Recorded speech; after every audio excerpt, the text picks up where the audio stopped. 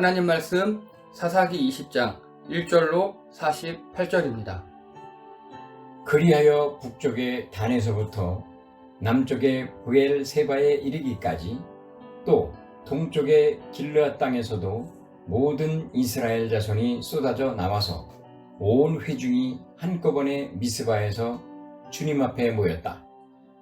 이때 온 백성 곧 이스라엘 온 지파의 지도자들도 하나님의 백성이 총회에 참석하였다.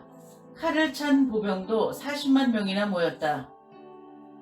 이스라엘 총회는 레위인에게 사건의 전말을 듣고 군대를 뽑아 기브아 사람들을 벌하기로 했다. 이스라엘의 지파들이 베냐민 온 지파에게 사람을 보내어 이렇게 말을 전하였다.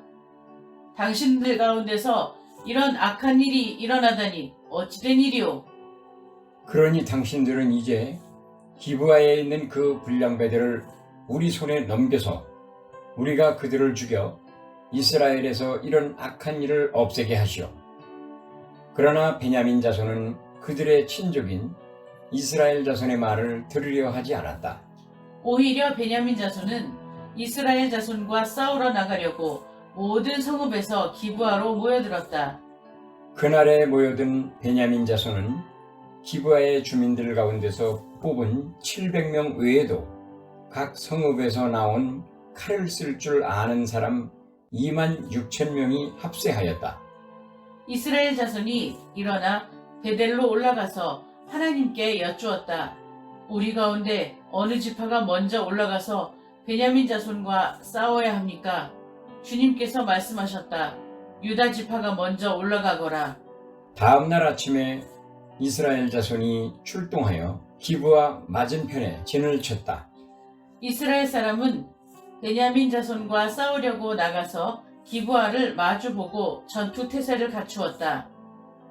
그러자 베냐민 자손이 기브아에서 나와 그날에 이스라엘 사람 2만 2천 명을 땅에 쓰러뜨렸다. 그래서 이스라엘 자손은 베델로 올라가서 주님 앞에서 날이 저물도록 목 놓아 울면서 여쭈었다. 우리가 다시 가서 우리의 동기 베냐민 자손과 싸워도 되겠습니까? 그때에 주님께서 올라가서 싸워라 하고 말씀하셨다. 이스라엘 사람들은 스스로 용기를 내어 첫날 대열을 갖추었던 그곳으로 가서 다시 전투 태세를 갖추었다. 그 이튿날에 이스라엘 자손이 베냐민 자손을 치려고 가까이 나아갔다. 베냐민 자손은 이튿날에도 그들을 대항하려고 기브아에서 나와서 이스라엘 자손 18,000명을 땅에 쓰러뜨렸는데 죽은 이들은 모두 칼을 쓸 줄 아는 사람들이었다. 그러자 온 이스라엘 자손은 베델로 올라가서 주님 앞에서 목 놓아 울었다. 그들은 거기에 앉아서 날이 저물도록 금식하고 주님께 화목제와 번제를 드리고 주님께 여쭈었다. 우리가 또다시 올라가서 우리의 동기 베냐민 자손과 싸워도 되겠습니까? 아니면 그만두어야 하겠습니까? 주님께서 말씀하셨다. 올라가거라. 내일은 틀림없이 내가 그들을 너희 손에 넘겨주겠다. 이스라엘이 기브아 둘레의 군인들을 매복시켰다. 사흘째 되는 날 이스라엘 자손은 베냐민 자손을 치러 올라가서 전과 마찬가지로 기브아 쪽으로 전투 태세를 갖추었다.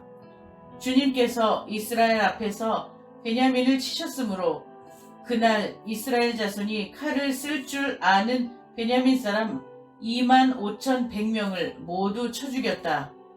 이스라엘 사람들은 베냐민 사람들을 포위하고 쉬지 않고 동쪽으로 기브아 맞은쪽에 이르기까지 추격하며 쳐부수었다. 그때에 베냐민 사람들이 18,000명이나 쓰러졌는데 그들은 모두 용사였다.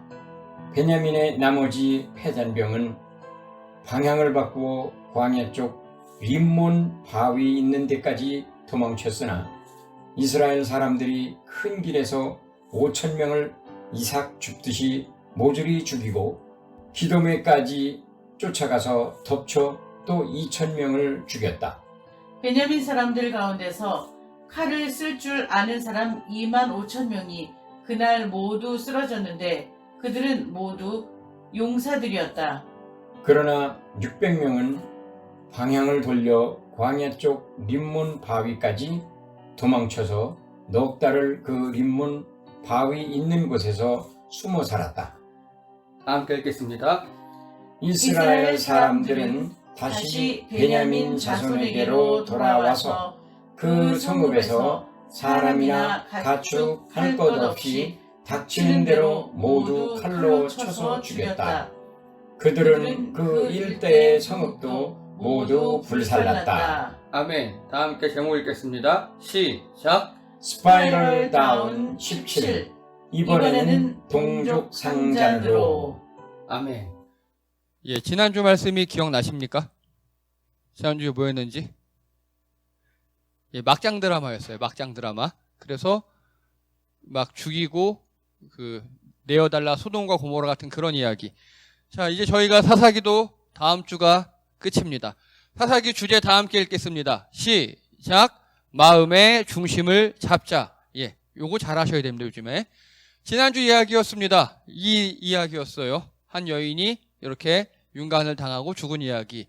그래서 막장 드라마였다. 근데 막장이라는 거는 광산용어로 원래 이렇게 제일 위험하고 그런 곳. 그래서 열심히 사는 곳 그런 곳이었는데 이제 점점 우리에게는 막장이 뭐 나쁜 일, 뭐 인생 끝장, 뭐 이런 의미로 쓰이고 있다. 자, 그리고 보니까 딱 소돔과 고모라와 같은 그런 일이 벌어졌습니다.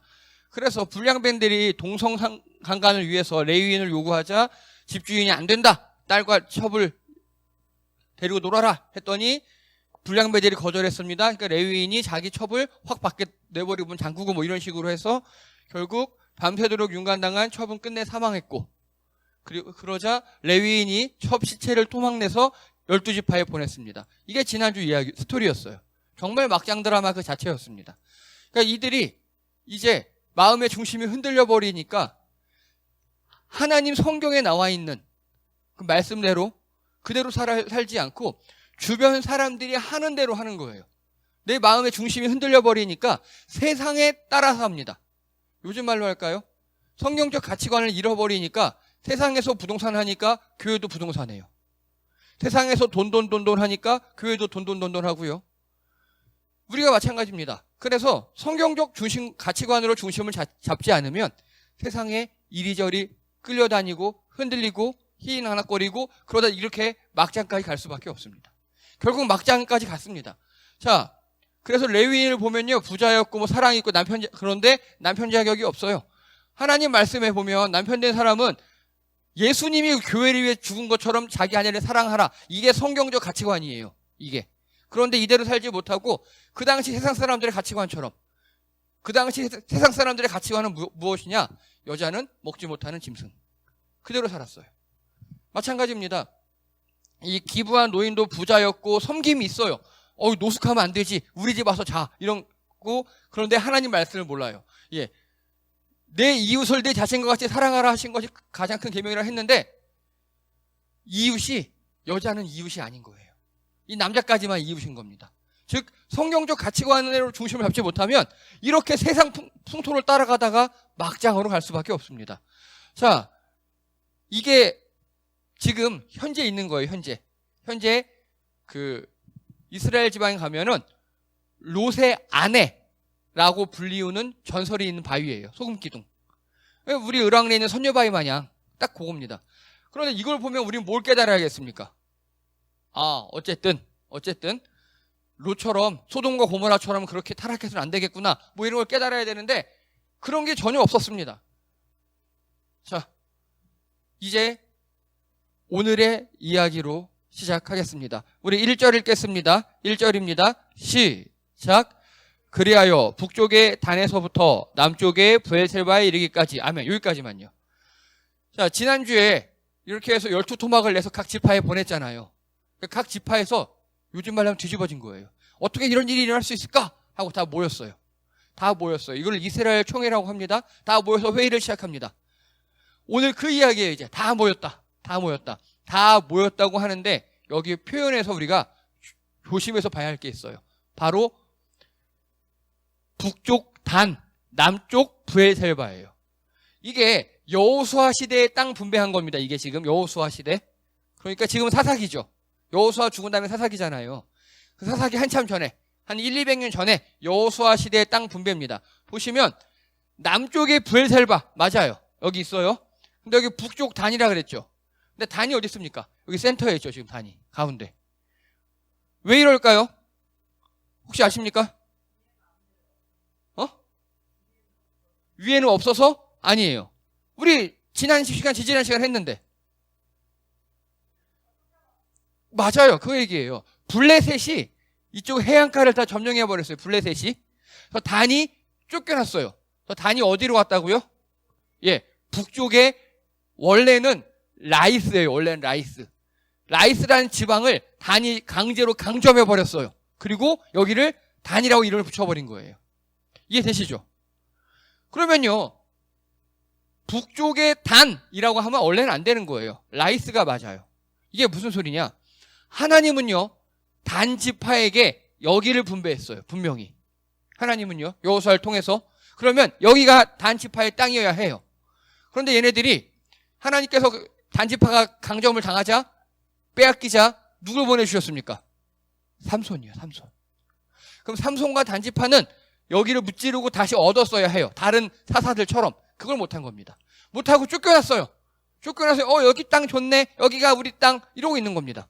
즉 하나님이 주신 땅에서 먹고 살고 거기서 하지 못하고 밀려서 저 북쪽까지 가서 거기가 자기 땅이라고 이러고 있는 겁니다. 자, 그리고 이거 요즘 말로 하면 무슨 말이냐? 여러분, 다케시마의 날 들어보셨습니까? 다케시마가 어디입니까? 네, 독도요. 이거 말도 안 되는 소리죠. 우리나라 입장에서는. 그죠? 혹시 또 한라에서 장배까지 이런 말 들어보셨습니까? 원래 한라에서 어디까지입니까? 백두. 예, 우리나라 제일 남쪽에 있는 한라산, 제일 북쪽에 있는 백두산에서 한라에서 백두까지 우리 이렇게 얘기하잖아요. 근데 장백은 무슨 뜻입니까? 중국에서 백두산을 장백산이라고 불러요. 중국에서. 즉 다케시마나 장백이나 이거 우리 입장에서 말도 안 되는 소리죠. 그죠? 우리 땅인데. 예, 마찬가지입니다. 여기요, 라이스라고 불러야 돼요. 단이라고 부르면 안 돼요. 하나님 입장에서. 근데 이스라엘 백성은 저기가 지들 땅이라고 좋다고 하고 있는 겁니다. 이렇게 성경적 가치관을 잃어버리고 하나님 말씀을 잃어버리고 세상에 떠돌다 보면 이런 일이 발생합니다. 지나치게 자기 중심적이고 그러면서도 자기 좋을 대로 성경을 해석해요. 여러분, 이거 보십시오. 이게 뭐 하는 그림입니까? 오직 예수. 하나님의 지혜에는 이게 있다. 오직 예수. 너희는 주의 길을 따르라. 회개해라. 막 이렇게 전도지죠. 일종의. 전단지 같은 거. 이거 보면 여러분 느낌이 어떠십니까? 왜요? 보고 욕해요? 아니, 이거를 누가 예를 들어서 여기 검암 사거리나 공천 사거리에서 이거 피켓을 들고 누가 이렇게 가만히 서 있었어요. 요즘에 그런 분위기도 있죠. 근데 제 생각에는 이거를 이렇게 전시한다든가 가만히 들고만 있다든가 거기까지는 괜찮을 것 같아요. 봐줄 수 있어요. 근데 이게요, 혹시 어느 현장의 사진인 줄 아십니까? 예. 올 5월 19일 조계사 법요식장 앞에서 이렇게 전도지하고 전단지하고 찬양하고 길거리 노방전도를 했습니다. 이해가 되십니까? 그렇게 알려졌죠. 아니, 이게 말이 되는 소리냐고요, 이게. 간단하게 성탄절날 크리스마스 우리 행사하는데 우리 교회 문 앞에서 중들이 목탕 땅땅땅땅 마하마마 이걸 두드리고 그러면 우리 아이고 수고하십니다. 그럴 수 있겠습니까? 아니, 그렇게 하겠습니까? 그런 거 못 봤죠, 거의. 근데 기독교는 이러고 있다니까요. 지금 한소리가 좋은 질문했어요. 여기가 정말 제대로 된 기독교냐고. 예. 여러분, 마태복음 10장 16절에 보라, 내가 너희를 보냄이 양을 이리 가운데 보내는 것 같도다. 그러므로 너희는 뱀같이 지혜롭고 비둘기같이 순결하라. 즉 이런 느낌으로 내가 너희를 보내는 게 너희가 가서 전도해야 되는데 너희가 전도할 현장이 양을 이리 가운데 보낸 것 같도다. 그러니까 너희는 뱀같이 지혜롭고 비둘기처럼 순결하라. 이렇게 예수님 말씀하셨어요. 즉 전도할 때, 선교할 때 지혜롭게 선교하고 지혜롭게 전도하라. 이게 예수님 말씀이었다고요. 그런데 지금 이런 모습들을 보면 어떤 모습처럼 보입니까? 불교 석가탄신일 법요식장 앞에 가서 이렇게 도방전도하고 있어요. 이거는 뱀같이 지혜로운 게 아니에요. 오히려 제 느낌에는 이런 사람들 보면 뱀같이 지혜로운 게 아니라 오히려 비둘기같이 지혜로워요. 제가 지난번에 말씀드렸죠? 이 비둘기의 지혜의 머리가 있어야 되는데, 뱀의 지혜의 머리가 있어야 되는데 그게 아니라 비둘기 같은 머리예요. 이런 느낌입니다. 그래서 제가 조사해봤죠. 이 사람들이 어떤 사람들인가? 예수재단 이묘한 목사 측이고요. 김형년 전도사 하나님의 얼굴을 구하는 교회 측, 그 사람들이 주도를 했더라고요. 누구냐? 위에 사람은 정광훈 일파고요. 밑에 사람은 변승우 일파입니다. 변승우 일파는 우리 교단을 비롯한 주요 8개 교단에서 2단으로 이렇게 정한 곳이고요. 정광훈 일파는 뭐 크게 이야기하지 않겠습니다. 이런 곳입니다. 신앙이 빗나가면 이들 보세요. 이게 중심이 이렇게 흔들린 사람들은 현실에서 이딴 짓을 하고 있다고요. 우리도 마찬가지입니다. 우리도 어떻게 될지 몰라요. 장담할 수 없습니다. 그래서 늘 개인이, 교회가 중심을 잘 잡도록 노력해야 합니다. 여러분, 말씀의 중심을 잘 잡으시기 바랍니다. 그 말씀으로 우리 중심을 딱 잡아야 되고요. 그리고 그것으로 우리가 이 땅에서 일하고 선교해야 합니다. 그걸 못하면 이렇게 무리를 일으킵니다. 계속 나가겠습니다. 이제 전쟁을 시작합니다. 그러자 이스라엘이 하나님께 질문을 합니다. 자, 우리 18절입니다. 18절 읽겠습니다. 18절 시작. 이스라엘 자손이 일어나 베델로 올라가서 하나님께 여쭈었다. 우리 가운데 어느 지파가 먼저 올라가서 베냐민 자손과 싸워야 합니까? 주님께서 말씀하셨다. 유다 지파가 먼저 올라가거라. 아멘. 이스라엘 백성들이 드디어 하나님께 질문을 합니다. 드디어. 지금까지는 기도 안 하다가, 자, 1번 이겁니다. 하나님, 선봉은 어느 지파가 맡을까요? 하나님이 응답하셨습니다. 선봉은 역시 유다 지파지. 유다 지파 올라가. 여기까지만 딱 생각해 보세요. 기도했어요. 하나님, 어느 지파가 올라와서 싸울까요? 하나님이 유다. 그러면 결론은 어떻게 돼야 돼요? 기도 응답받고 가서 싸운 거예요. 이겨야 정상이죠. 그런데 대패합니다. 대패. 이상하죠? 이상해요. 대패합니다. 유례가 없을 정도로 큰 패배를 당합니다. 그러자 또 묻습니다. 이번엔 목 놓아 울면서 물어요. 하나님께 하루 종일 목 놓아 울며 기도하면서 우리가 동기 베냐민과 또 싸워야겠습니까? 이들도 뭔가 그러는 거예요. 기도하고 올라가서 싸웠는데 동족 간에 싸워서 하나님이 우리를 지게 한 건가? 그런 느낌이 있었나 봐요. 동기 베냐민과 또 싸워야 합니까? 라고 질문합니다. 하나님이 응답하십니다. 올라가서 싸워. 근데 결론도 어떻게 됐습니까? 또 대패했습니다. 패배 정도가 아니에요. 완전 큰 패배했습니다. 세 번째입니다. 세 번째.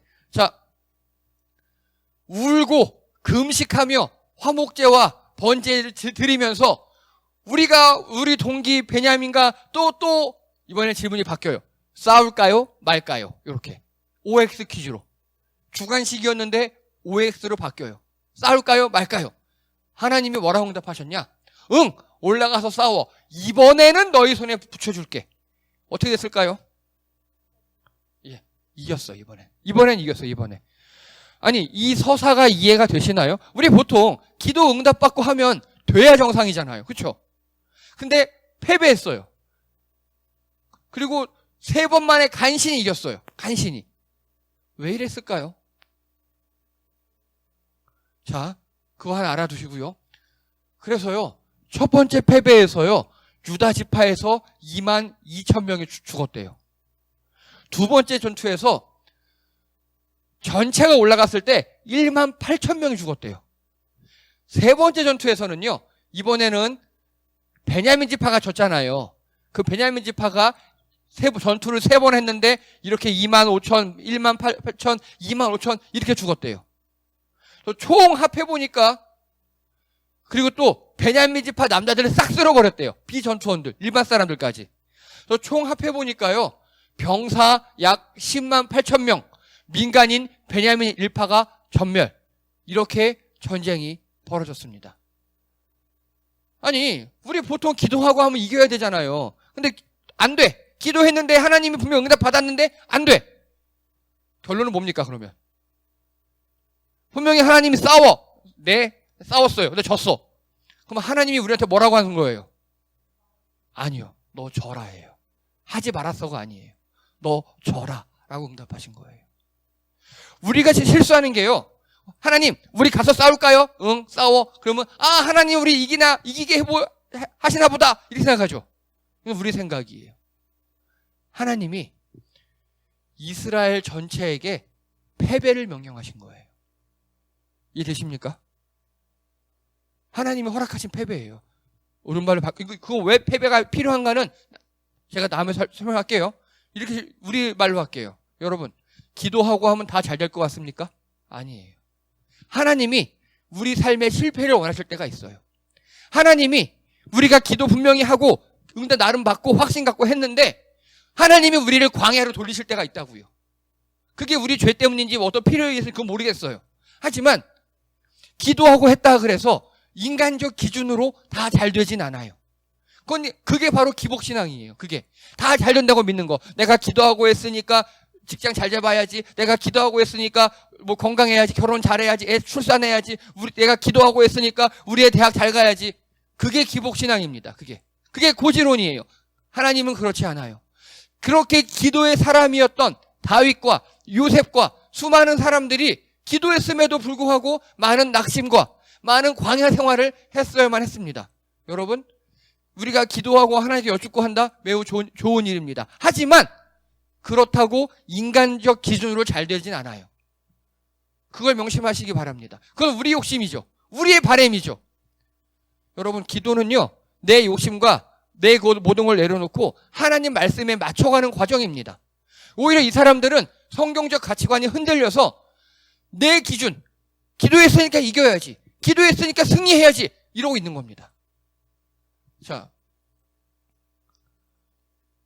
오늘 제목 다 함께 읽겠습니다. 오늘 제목입니다. 시작. 이번에는 동족 상잔으로.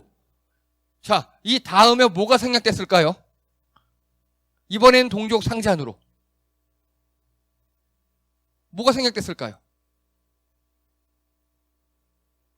맞춰보십시오. 패배? 주어는 하나님이야. 이번엔 동족 상잔으로.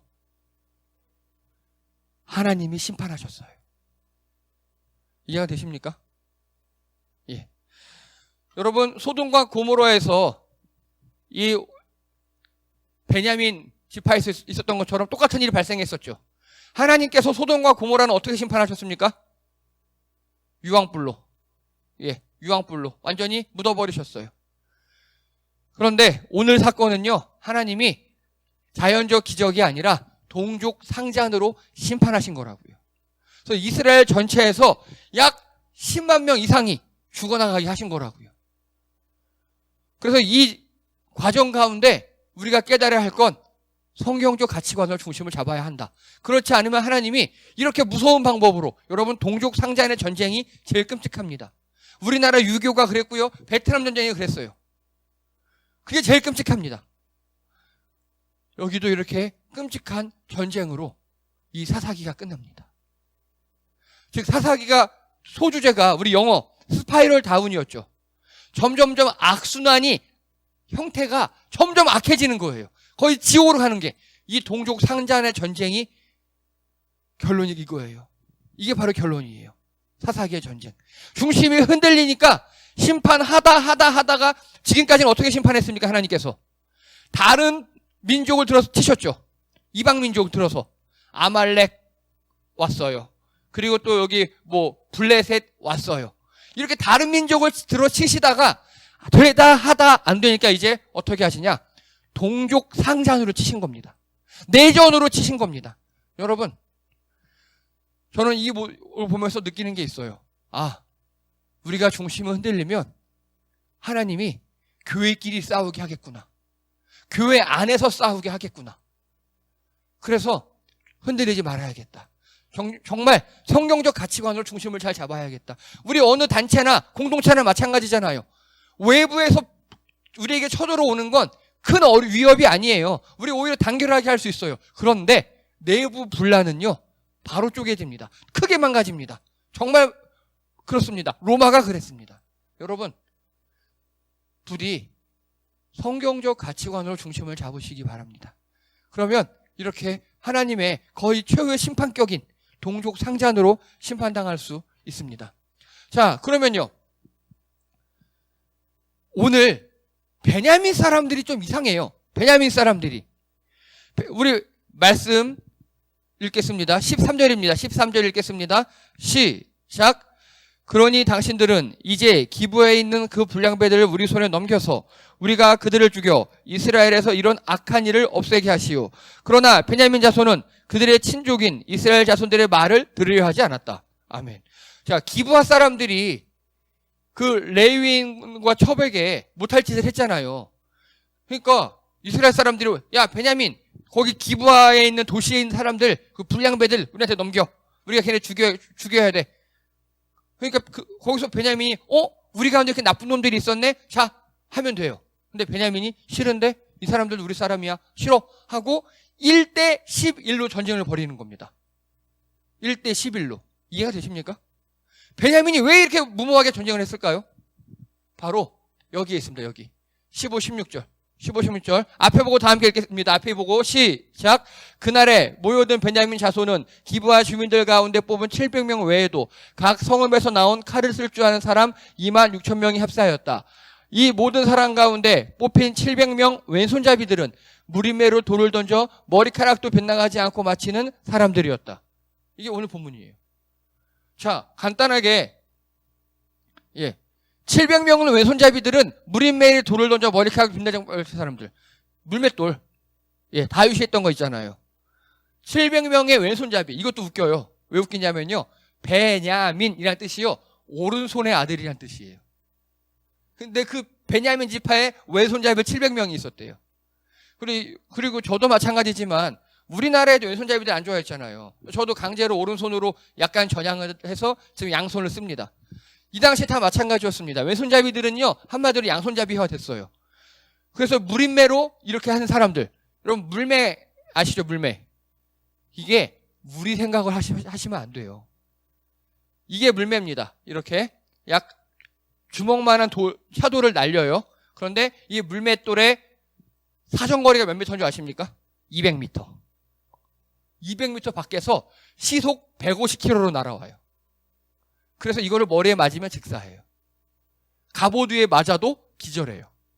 엄청난 무기예요. 그래서 고대 시대에는 이거 보십시오. 이런 식으로 이게 물맷돌 돌린 사람이잖아요. 물매 던지는 사람을 활 쏘는 사람이 보호했어요. 그러니까 이 사람들은 특수부대 사람들이었대요. 고대 시대에는. 우리처럼 물맷돌에 애들 장난이 아니고 실제로 과거에는요, 이 사람들이 정식 부대원이었어요. 물맷분들이. 그래서 이거 보십시오. 역대하 12장 1, 2절에 보면요, 다윗이 기스 사람들 사울에게 쫓겨서 사갈락에 있을 때 그때 와서 싸움을 도운 사람이 있었습니다. 이들이 좌우 양손으로 물맷돌을 던져 알고 화살도 쏠 줄 아는 사람들, 베냐민 지파 사람들, 바로 이들이에요. 이들. 즉 나중에 다윗 왕이 쫓겨 있을 때 다윗 왕을 도와준 사람들이 바로 이 물매 던지는 사람들, 양손으로 다. 이게 요즘 느낌으로 하면 이게 특수부대 느낌인 거예요. 그리고 더 나아가 이런 포병 같은 느낌. 이 당시에는 아무리 활이 좋아도 200m가 안 나갔거든요. 요즘 총도, 우리 그 좋은 총도 유효 사거리가 250m밖에 안 돼요. 근데 200m 밖에서 던질 줄 안다. 엄청난 거예요. 그러니까 즉 베냐민 지파 사람들은요, 이들을 믿고 전쟁을 했던 겁니다. 아마도 제 생각에는 베냐민은 이렇게 전쟁을 준비한 이유가, 자 여기 보십시오. 이 단지파가 블레셋에게 먹혔다 그랬죠. 단 바로 옆에가 여기가 에브라임이에요. 여기가. 그리고 여기 베냐민 있죠. 즉 단 다음에는 바로 베냐민이 먹힐 수 있어요. 그래서 이들과 전쟁 대비해서 키워놓은 사람이 아닌가라고 혼자 추측해 봅니다. 그런데 결론적으로 이 특수부대원들을 누굴 향해 썼습니까? 동족을 향해 썼어요. 동족을. 이 단지파 다음에 에브라임 다음에 바로 베냐민이죠. 예. 그래서요, 외형적 준비는 철저했어요. 외형적 준비는. 즉 외적을 맞춰 싸울 외형적 준비를 철저했는데 그 철저함으로 교만해진 겁니다. 우리 동족들이 뭐라 그러니까 바로 우리가 한 준비로 동족을 쳐버리는 거예요. 누가 적인지, 누가 내 편인지 인식이 안 되는 겁니다. 여러분, 성경적 가치관으로 중심을 잡지 못하면 누가 적인지, 누가 동족인지 구분을 못해요. 그래서 영적 준비가 제대로 되어 있어야 합니다. 자, 여러분께 질문합니다. 여러분, 요즘 말로 적용하면요. 지금 우리 한솔이가 직장을 이직하는 과정에서 더 심화 과정을 공부하고 있다 그러더라고요. 3D 맥스 더 어려운 과정, 아주 전문적인 과정을 배우고 있답니다. 매우 좋아요. 다 필요합니다. 저 적극 강력히 추천합니다. 그렇게 세상적 외형적 준비도 철저해야 합니다. 하지만 영적 준비가 제대로 되지 않으면 우리가 분별할 수 없어요. 그래서 여러분, 세상적으로도 준비하셔야 돼요. 자기 개발하셔야 되고요. 공부도 하셔야 되고요. 몸도 관리하셔야 되고 인간적 관계도 맺으셔야 되고 다 좋습니다. 하지만 영적으로 우리가 성경적 가치관으로 중심을 잡지 못하면 분별력이 떨어져요. 여기가 진짜 좋은 직장인지, 이 사람이 나와 좋은 사람인지 그게 흔들리면 이제 실컷 준비한 700명으로 블레셋을 치는 게 아니라 자기 동족하고 전쟁을 하고 있다고요.